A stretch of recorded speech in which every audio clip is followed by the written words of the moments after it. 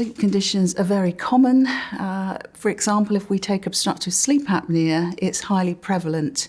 We used to think that it affected around 3 to 7% of men and 2 to 5% of women, but recent studies have shown that it's far more prevalent than that.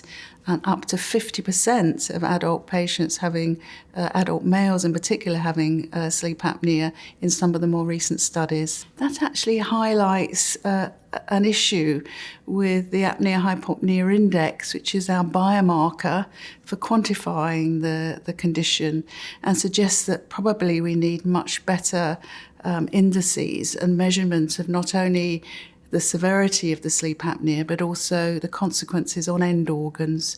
And one possible better biomarker is looking at overall desaturation overnight, so looking at the hypoxia burden, which may be a better predictor of long-term complications. It's now become clear that in fact, a significant proportion of patients, maybe 30% of patients, are actually presenting with insomnia or other disturbances of sleep.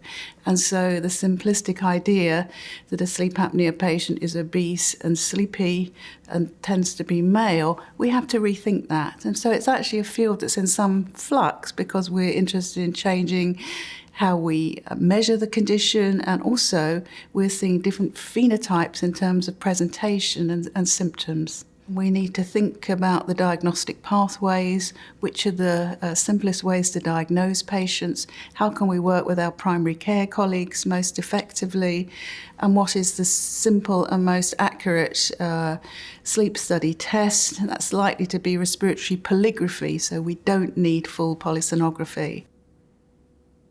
Our patients have a lot of comorbidities, and there's a strong association with obstructive sleep apnea with cardiovascular disease.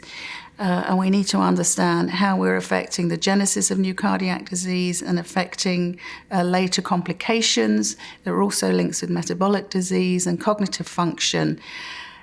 This work, understanding how obstructive sleep apnea links with cardiovascular disease, metabolic disease, cognitive disorders, requires significant trials to work out how they link together, and these are complex to do.